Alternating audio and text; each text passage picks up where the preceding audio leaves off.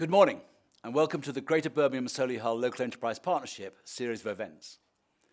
Despite the challenging circumstances we all face, it's wonderful to see that so many of you have been able to join us today. It's hugely appreciated. Thank you very much indeed.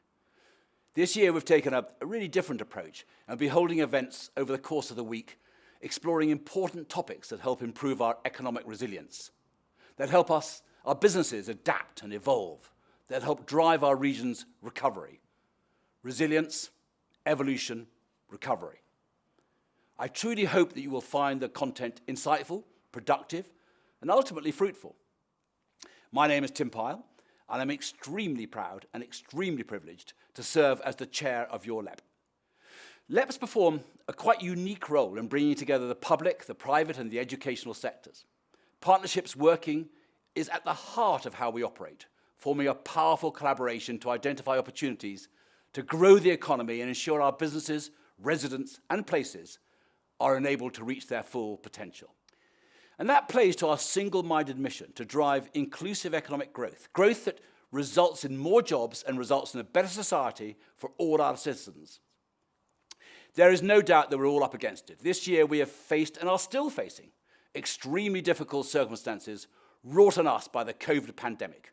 Unprecedented, devastating, challenging, all overused words, but all true.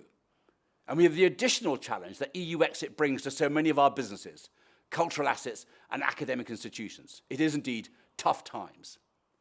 I cannot overstate the profound impact of the coronavirus pandemic on our region.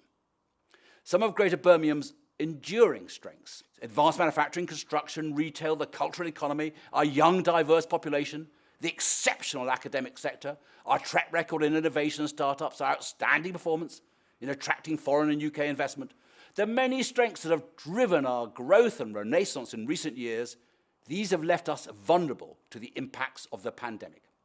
However, they will also be some of our greatest assets in our recovery. The region has a history of resilience, of evolving, of being truly innovative, and I profoundly believe that we can, working with our partners right across the region, rebuild, reimagine, and reinvent our economy, build it back to be even stronger than before. The GBSLEP's purpose remains clear and unwavering throughout the current crisis. We will build on our business-led, agile approach, our strong local relationships, and our proven track record to deliver high-impact solutions at pace. The galvanizing role LEPs play in the region has really come to the fore in our response to COVID. We have brought together input from business, local government, business improvement districts, universities, and many other partners to develop and guide a set of immediate interventions. We utilised our unique partnership networks, our local insights, and our strong existing evidence bases to target a series of support specifically for our local economy. Katie will indeed give us much more detail on this in a moment. And while the LEP is proud to play its part, it must be recognised that all of this could only be achieved because of the commitment of partners right across our region, commitment from hundreds of individuals across the private, public, and educational sectors. My profound thanks go to each and every one of them. And thanks to the exceptionally dedicated executive team and to my fellow directors who give up their time freely and help make these initiatives a reality. Our shared ambition is to drive economic recovery based on building resilience, enabling innovation, and building capacity in burgeoning sectors, and developing a workforce ready to take full advantage of the opportunities. This approach is very much in line with the theme of this conference series. As a region, we must focus on increasing resilience now. We must do anything we can to increase resilience and protect jobs. Our businesses need greater support to adapt and to evolve, to seize emerging opportunities, develop new products, services, and markets. The business crisis we face has a strong Darwinian flavour. Business survival is not just about size and speed, but primarily about the ability to adapt and to evolve ready for the post-COVID economy.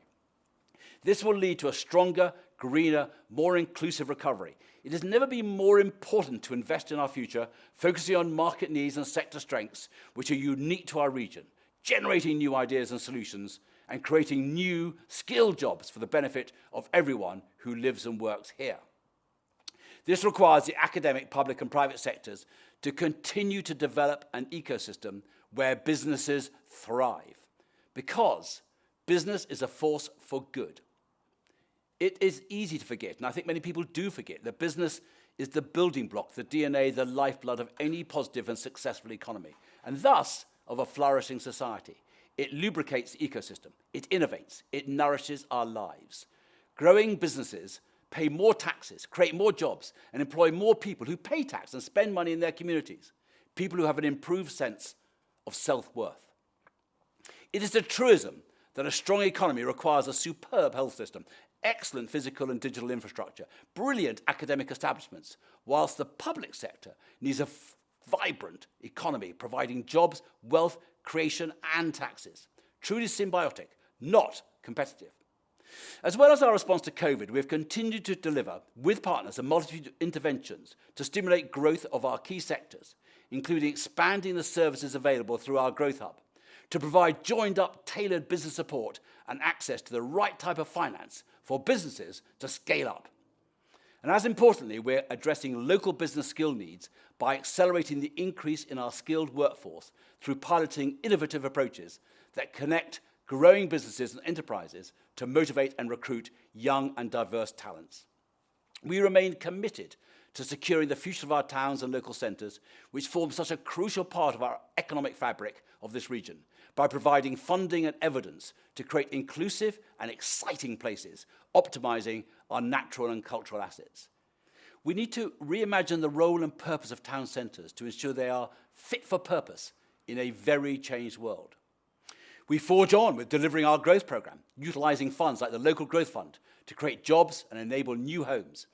Our capital programme this year surpassed £180 million worth of investment. And we continue to be deeply committed to deliver the hugely exciting investment in our enterprise zones. It's well worth reflecting on the exciting renaissance our city region has experienced in recent years.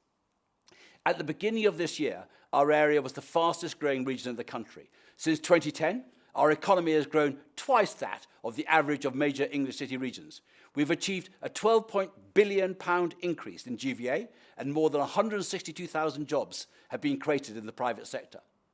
It's an economy which at 50 billion is bigger than 6 Eurozone countries and encompasses 60,000 businesses, 1 million jobs and 2 million citizens. The Greater Birmingham and Solihull region is home to world-class businesses such as data-driven health technologies, modern services, and low-carbon and environmental technologies, the topic of today's session.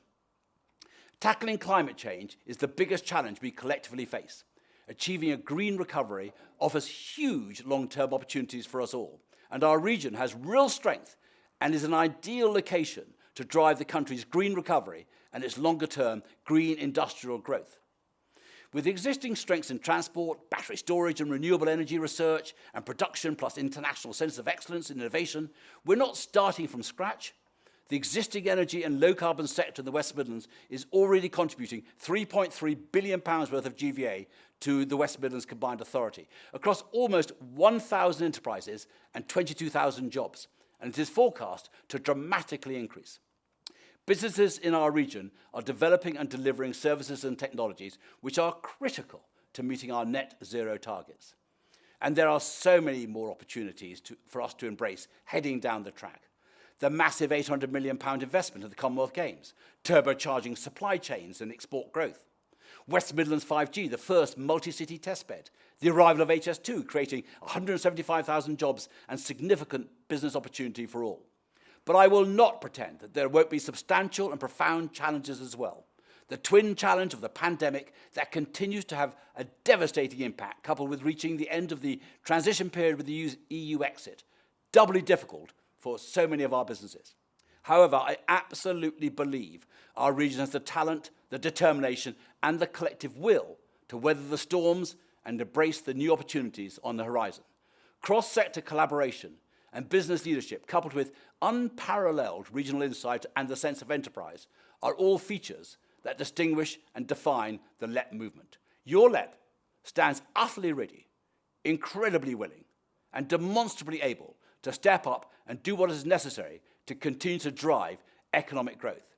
I am certain that everyone joining us this morning has a shared ambition to play our part in ensuring a stronger, greener, and fairer recovery and making our tomorrow better than today. I would urge us all to take this opportunity to listen, reflect, learn, and commit to collective action that goes well beyond this week of events. Thank you very much.